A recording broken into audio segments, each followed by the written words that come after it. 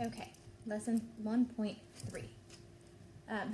Here we are starting to look at postulates and axioms and theorems. So postulate and an axiom are simply rules that we accept to be true without a proof. We also are going to have theorems, which are going to be rules that we accept with a proof. So we can prove these to be true, okay, our theorems. So our first postulate is postulate 1, and it's the ruler postulate.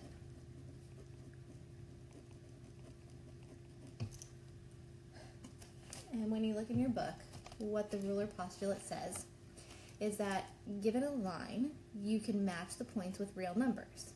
The real numbers that correspond to a point is the coordinate of the point.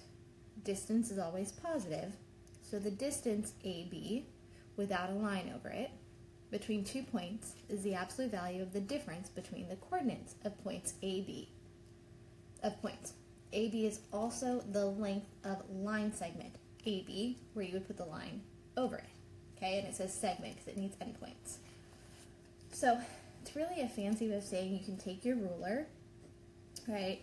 We know a ruler goes from 0 to 12, right, if you're talking about inches. And then you could take your line segment and match it. So if this is AB, right, we can take points A, say this is at 2 and this is at 7, right, and you can measure it and say that the length of AB is going to be 7 minus 2, or the absolute value, which is 5. So the length of the line segment is 5. This happens to be inches, it could be centimeters, could be meters, okay? It just means you can measure a line segment. It has to have 2 endpoints. Can't measure a line because it keeps going, okay? Then we have, if you have 2 points, okay,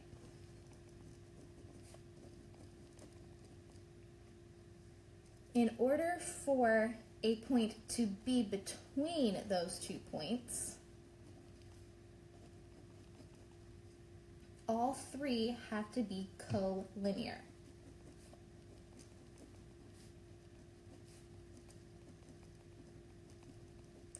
Right, so I can't have point A here and point B here and say this point C is in between A and B. It has to be here somewhere so that the 3 points form a straight line. Okay? So that takes us to our second postulate. Okay, again, this is something we just assume to be true without a proof. And it's segment addition. This one is a big one, okay?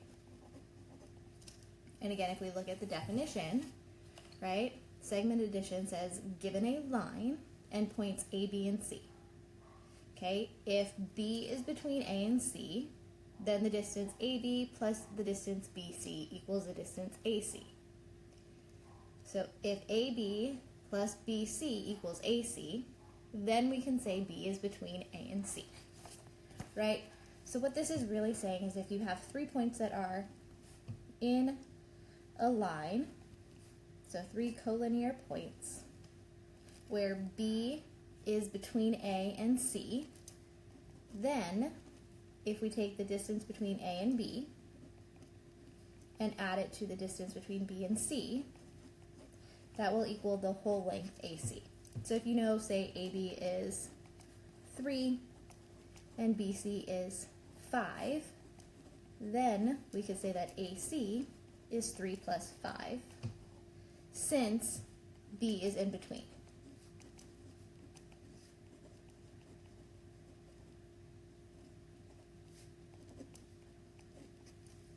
Okay, and the opposite of that is also true, that if we can say if the sum of the parts equals the whole, then B is between A and C. Okay? so where is this going to help? What is this going to do? Right? It says, for example, if you have a car and a trailer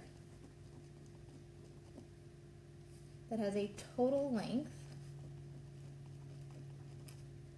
of 27 feet.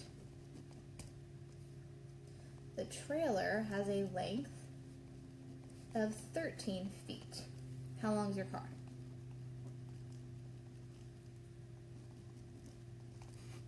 Okay, so what this tells us is that if you take the car plus the trailer, we get the total. Well, we're told the car, we don't know the car. We're told the trailer is 13 feet. And we're told the total is 27. So the car plus the 13 is going to equal the 27. So solving for the car, we're going to subtract 13 from both sides, and we're going to get that the car is 14 feet long.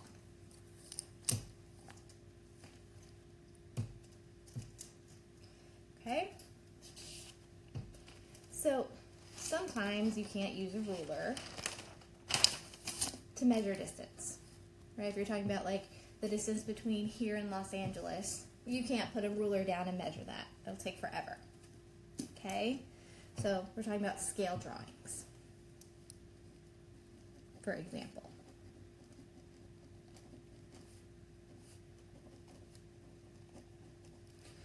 So because you can't always use a ruler, you're going to need a way to be able to find the distance between 2 points. And that's the distance formula.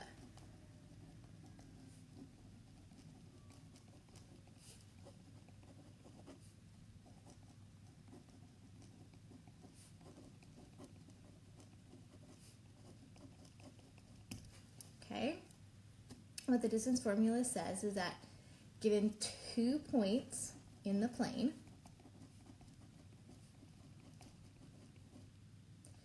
so if you have point A is at the x-coordinates of x1, y1, and point B has the x-coordinates x2, y2. Then the distance between them, we're going to call that AB without the line over it, is going to equal the square root of the difference in their x values squared plus the difference in their y values squared. Okay, and that comes from, here's point A, here is point B, x2, y2. Okay, so this length here, if we make a triangle, okay, this distance here is the difference in their x values, and this distance here is the difference in their y values.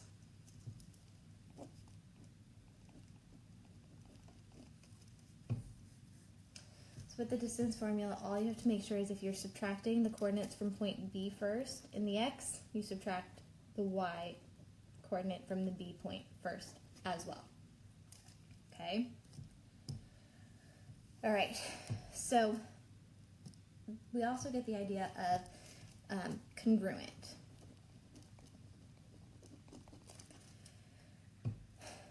Congruent simply means that they're the same size, same shape. So what it means is if I have a figure in the plane, if I cut it out and lay it on top of a second figure and they line up perfectly, then we say they're congruent. So we don't say they're equal, we say they're congruent. So the symbol for congruent is an equal sign with a squiggly line over it. So what that tells us is that lengths are equal.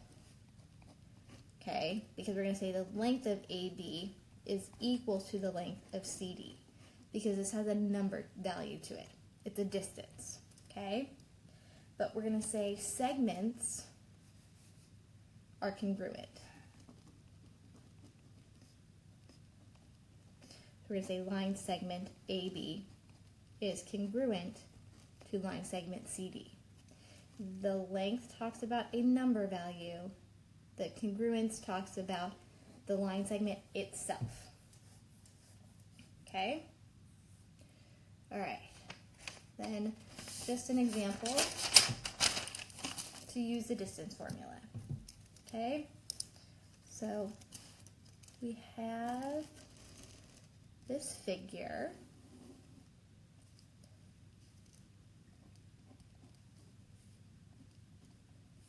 So point E has the coordinates -3, 3. F has the coordinates 1, 2. G is at -3, 0. And H is at 0, -1. So EF, FG, and GH are our line segments. So we want to find the lengths of EF, FG, and GH. Okay, so length is the square root of the difference in their x values squared plus the difference in their y values squared. So E, right, difference in their x is going to be -3 minus 1, because that's the x values. And difference in their y is going to be 3 minus 2. Well, -3 minus 1 is -4. And 3 minus 2 is 1. -4 squared is 16. 1 squared is 1. And 16 plus 1 is the square root of 17. So the length of EF, and we can leave that because it's a simplified radical, is the square root of 17. To find FG, we do the same thing. Difference in their x values squared plus difference in their y values squared. So F, so 1 minus -3, so that's FG, and 2 minus 0, going from F to G. So 1 minus -3 is 4, 2 minus 0 is 2, 4 squared is 16, 2 squared is 4, 16 plus 4 is 20.